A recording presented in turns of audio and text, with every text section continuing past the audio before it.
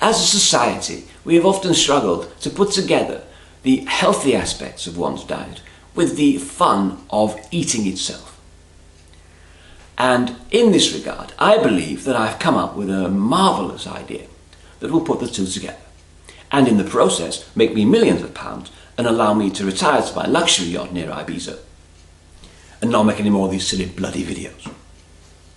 Anyway, my idea, revolutionary as it is porridge pops, you see. It's all the fun of porridge with all the healthiness of lollipops. No, I'm not wrong, no. It's all the fun of lollipops with all the healthiness of porridge, you see. It's the new craze. Everybody's going to love it. Porridge pops. Get yourself down to your shop and get yourself a porridge pop. It's delicious.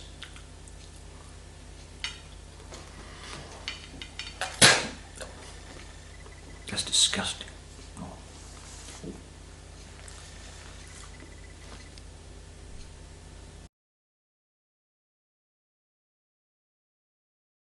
I've just come off the phone with my friend Nobby Nibbler, not his, you know. Anyway, he's having trouble with his prepositions these days, you know. He can't get it all in on off, bollocks. Anyway, I was telling him about our road trip, you see, that we had to Scotland, you see. We were doing Caledonian. It was very good. Anyway, as we were driving north, you see, on this road, we came across this big river. And over it was a bridge, you see, and my wife says to me, she said, "Oh, look, this is the 4th road bridge, you see." And I said, "Well, that's interesting, I haven't been counting." You know. Anyway, when we got to our destination, I looked at the map, you see, and I said, "Hang on a minute, that was the 16th road bridge, it wasn't the 4th, it was the 16th road bridge, look, I've counted them." And I said, "Anyway, if it was the 4th road bridge, you'd have to start far further north than we started, you see. And what if we started 2 further bridges on, and then it'd have been the 14th? And what if we started north? Do we have to count backwards? Do we go 16, 15, 14th? That's ridiculous. Then you have to know where you're going. If you don't know where you're going, how can you count forwards?" Anyway, I was telling this to Nobby Nibbler. And his comment was, he said, "No, you fool. It's not got you in it."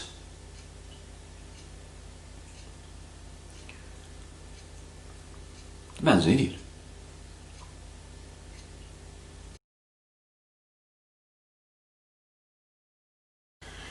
When we were up in Scotland, you see, I was learning a bit of the local culture, you see, and getting to grips with the locals and whatnot, you know. Anyway, they taught me this song, you see, but I thought it was, well, that was a bit funny. I thought, no, I thought this is a better version of that. So anyway, I sang it to my wife, you see. I said, "Listen to this." I said, "Listen to this, brilliant. Bit of Scottish, you know." And I sang her this song, you see, and like this. "If you take the high road and I take the high road, if you take the high road, then I'll take the high road. And you take the high road and I'll take the high road. If you take the high road, then I'll take the high road, you see." He said, "No, that's wrong."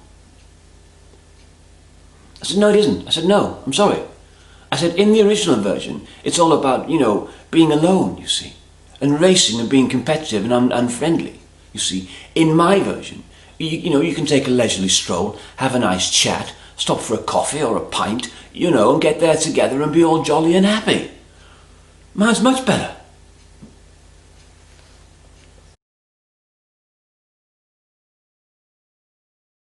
The other day I was talking to my friend Nobby Nibbler, not his real name. And he was struggling, you see. He'd been struggling recently. So I didn't realise this.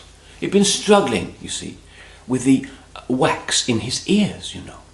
I mean, really getting a lot of wax in us, you know, in his lugholes.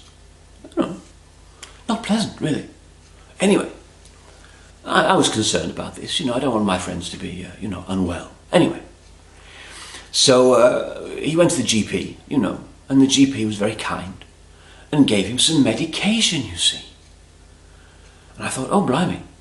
And I said, right, so he gave you some drugs for the plugs in your lugs? He said, yes. And I felt a whole wave of empathy come over me. And I said to him, "Oh, can I give you some hugs?" To which he responded, "Back off, sex pest." Anyway, this did not deter me from going down the high road to empathy, you see. I thought empathy is the way forward here. So I thought I'd show him some understanding, you know, of his difficult predicament. And I said, yeah, well, this medication, you see. The problem with medication, you know, is that all of it comes with side effects. You know, and sometimes you don't always know what they're going to be, you see. And sometimes these medications can come with a whole range of side effects and a big list of them. And you might not get all of them, but you might get some of them, you see. And that's the problem with medication, you know. And he said, yes, that's right, yes. I said, well, if these, you know, drugs for the plugs in your lugs given you side effects? And he said, yes. He said, yes, they have, yes. I said, oh, my poor friend, my poor dear friend. I said, what's the worst side effect that you've had? And he said, well, I've had one. I had one particularly difficult, he said. I said, oh, what's that? And he said, I can now hear every word you're saying.